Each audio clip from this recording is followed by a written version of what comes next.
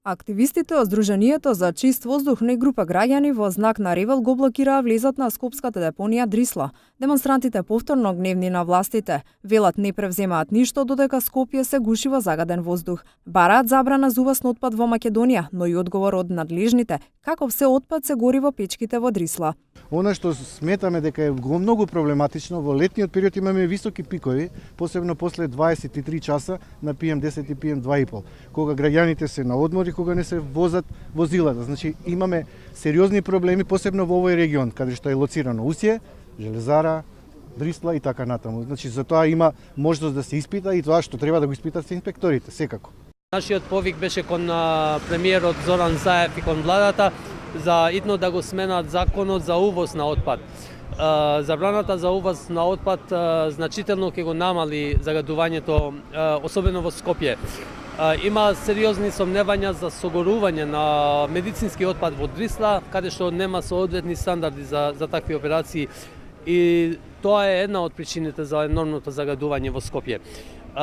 Како и во минатото и сега постои лавиринтна транспарентност за тоа каков отпад на вистина се увезува од странство и се согорува тука во нашата земја. На надлежните им остават 15 дена за реакција, пошто од движењето најавуваат блокада на град Скопје и тужба. Протест против загадувањето имаше и пред собрание од иницијативата Канцерогенно општество, најавија порадикални мерки доколку властите отстанат глуви на нивните барања. Се надеваме на утрешниот протест на 2 во сабота во 1 часот пред собранието исто, на поголема масовност, на повеќе луѓе, поддршка голема, на која што јасно ќе им дадеме до знаење кои се нашите следни чекори и доколку останат неми и глуви на нашите барања, ќе почнеме со малце порадикални мерки. Граѓански здруженија бараат и раскинување на договорот со италијанската фирма концесионер поради неисполнување на договореното. Шиликов очекува дека во текот на февруари град Скопје ќе ја донесе новата одлука за концесионер и Отиво Целос ќе состави целосна контрола над работата на функционирањето на депонијата Дрисла.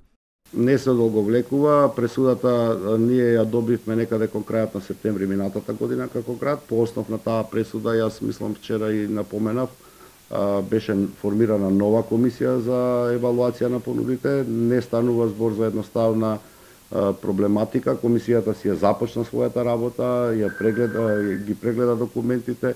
Влегуваме во фаза на евалуација, очекувам дека таа ќе поднесе извештај до Советот на град Скопје во текот на февруари месец. Депонијата Дрисла, иако пред неколку години склучи договор со италијанската компанија Амбиенте, од која се очекуваше целосна модернизација, не се направи инвестиции поради судски постапки кои се водеа со италијанската компанија и германската компанија, која што беше пријавена на тендерот, како и жалба од град Скопје.